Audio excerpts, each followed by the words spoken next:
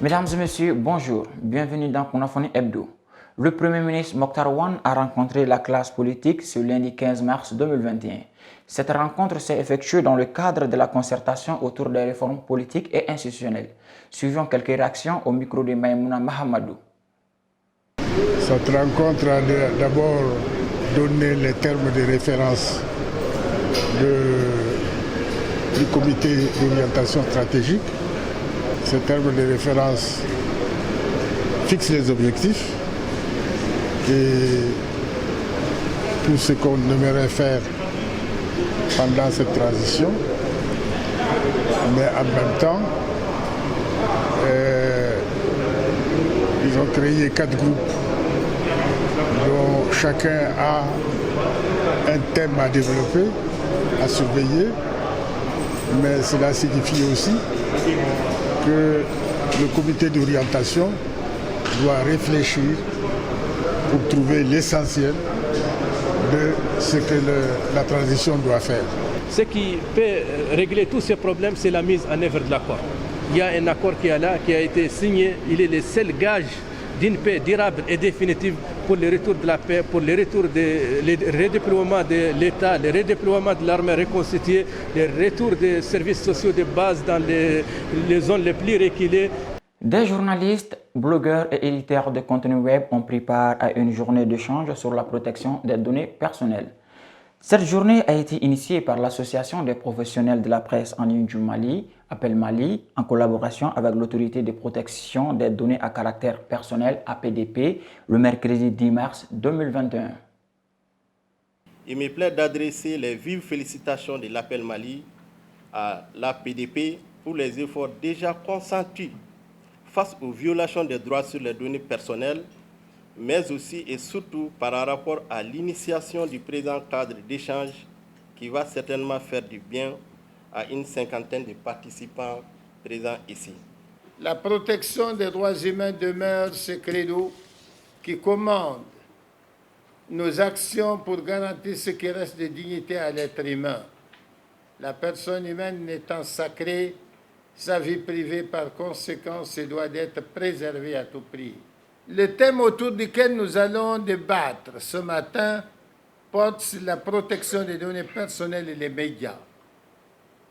Le choix de ce thème n'est pas fortuit, car le droit à la liberté d'information garantit que les médias puissent exercer leur mission essentielle à la démocratie, qui consiste à rendre compte de la façon la plus exhaustive des événements d'intérêt public, en étant exposé le moins possible à l'ingérence de l'État ou des personnes privées.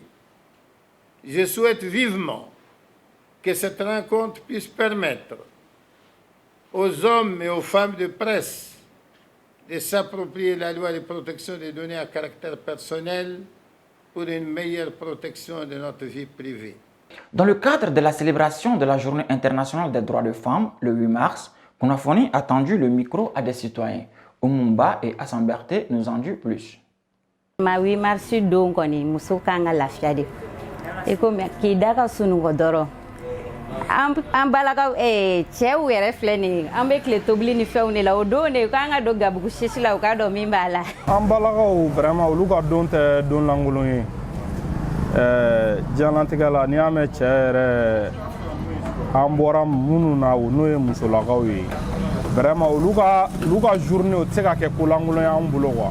Cɛw kan ka min kɛ o tɛ dɔ yɛrɛ cɛw tun kan ka tobili de kɛ. Pourtant ne ma tobili kɛ puisque ne tun bɛ ka min makɔnɔ o ma kɛ ne ko n ko ka nasɔngɔ da ne bɛ tobili kɛ mais nasɔngɔ ma da. Anw kɔni nana baara la et puis ne cɛ taara baarakɛyɔrɔ la nka a ye cadeau nin kɛ n ye 8 mars la.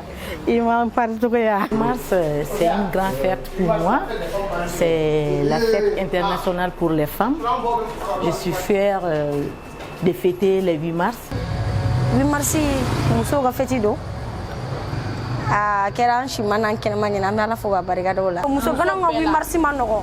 Même mɔgɔ dɔw y'an yɛrɛ critiquer yan nɔ ko an man tɛ ka 8 mars fêter juste an ma confirmer. Ɲinan 8 mars kɔni tiɲɛ tiɲɛna diyara an ye. Kunu yɛrɛ an yɛrɛ fête barikɛ Sebenikɔrɔ. Ala la an nisɔndiyara an ye dɔn kɛ aux horaires bɛɛ nisɔndiyara ka dumuni kɛ k'an fa alhamdulilayi kɛnɛya fana sabatira Le slam, la peinture murale et le rap étaient au cœur de la lutte contre la corruption ce samedi 6 mars 2021 avec la finale de la compétition Arti Corruption. Un concours organisé par l'association Jeunesse Art et la coalition des OSC de lutte contre la corruption et la pauvreté. Un reportage de Bakary Abdou Koné. Nous avons pensé à ce projet qui est vraiment de se servir de l'art pour combattre la corruption. Parce que c'est cette corruption qui mine notre société, qui mine le Mali, qui freine le Mali. Donc à travers l'islam, le rap et la peinture, nous sommes obligés d'écouter, de voir ces messages-là. C'est une très bonne initiative. On a une édition, on a une édition jusqu'à 100 000 éditions. Malgré les formatés, on a donc à faire une économie, quand on a d'abord jamana on a donc à faire une coin un redema, on a d'abord pour que jamana on a avancé gagner. On a coquet client ni geliana. Je suis contente, mais je suis un peu déçue de moi. Ça montre que j'ai pas fourni assez d'efforts pour être à la première position. La corruption ne fait pas avancer un pays. Donc il faudrait qu'on se réunisse pour la lutte contre la corruption. Nous devons faire recours à la dignité pour pouvoir bannir la corruption de chez nous. C'est ce que j'ai juste à dire, que nous purifions nos cœurs. Voilà. Nous avons trouvé le contenu pertinent parce que même au vu du dessin, ils ont été faits au niveau de l'école de Bougassambougou. 2 jours juste après, ils ont été appelés d'annuler ces dessins au motif que c'est incitatif de la population vu au détriment des autorités. Ça a été un pan pour dénoncer la corruption. Et remercier les artistes, peintres et puis les hommes de la presse, Jeunesse Art, qui ont voulu vraiment nous accompagner dans cette lutte noble que nous dirons. Et je dirais aussi qu'ensemble, un nouveau Mali est possible, mais surtout en luttant efficacement contre la corruption pour le développement durable de ces pays. Le festival Ciné Droit Libre Bamako était à sa 5e édition du 10 au 13 mars 2021.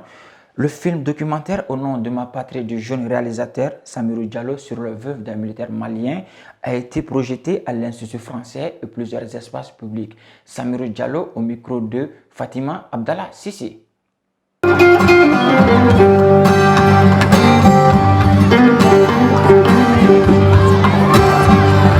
Au nom de ma patrie parce qu'ils tombent tous les jours pour leur patrie. On est là, on dort chez nous, mais on doit aussi penser aux enfants, aux femmes et puis aux parents de ces militaires qui tombent pour nous, pour sauver la patrie. Le message, c'est aussi demander à nos autorités de penser, sinon d'améliorer la situation que nous vivons depuis 2012. C'est de revoir les conditions de vie de ces femmes, de ces enfants-là. Il y a une loi qui a été votée en 2016 qui donne des privilèges, des avantages à ces enfants, à ces femmes-là. Étant militaire, dès que tu tombes sur le champ de l'honneur, tes enfants doivent bénéficier de la loi qu'on appelle loi Pipi. Soit tu deviens Pipi de la nation, soit Pipi de la République, soit Pipi de l'État, je veux dire. Mais cette loi, il faut le dire, c'est une loi sélective. Parce qu'on a tendance à comprendre que la loi, de son caractère impersonnel, doit être inclusive et participative. Et ça doit prendre tout le monde en compte. Mais c'est une loi qui est là, qui ne fait que sélectionner telle personne est militaire, il est décédé, la loi peut prendre ça en compte. Mais telle personne, étant militaire, décède sur le front, ses enfants sont restés et sans issue, ils n'ont pas de moyens, ils n'ont rien pour vivre. Ce qui nous a poussé d'aller à Sévaré, penser un peu à une dame qui vit à Sévaré depuis 2017 et qui n'a pas les nouvelles de son mari. Et elle vit avec ses enfants sans moyens. L'Amicale des femmes d'Orange Mali a célébré ce mardi 9 mars dernier la Journée internationale des droits des femmes. Le leadership des femmes d'Orange Mali, puisque c'est le thème de cette année, s'exprime de diverses manières, que ce soit au travers de leur engagement à faire pousser certains projets, et également, sinon l'on juge, par la représentation des femmes au sein de l'équipe dirigeante d'Orange Mali, puisque entre l'année dernière et cette année, il y a 2 fois plus de femmes au comité de direction d'Orange Mali. Et c'est une belle illustration finalement du leadership des femmes d'Orange Mali, et je suis extrêmement, en tout cas, fier. Cette journée, pour moi, ça parle de leadership. Je pense que c'est quelque chose de fondamental, le leadership féminin. Le leadership, c'est quoi? On ne pourra pas gagner nos combats sans la formation. il faut qu'on se forme. Il faut qu'on se forme, il faut qu'on connaisse nos droits et qu'on les réclame. Donc une femme leader doit guider, doit inspirer, et une femme leader doit influencer. Donc aujourd'hui, nous essayons au quotidien d'inspirer nos sœurs, d'inspirer nos collègues, d'inspirer d'autres femmes à se battre, à se former et puis à avancer dans la vie, mais pas seulement pour soi-même, mais pour tout le monde. C'est fini pour ce Kunafoni Hebdo. Restez connectés sur notre plateforme.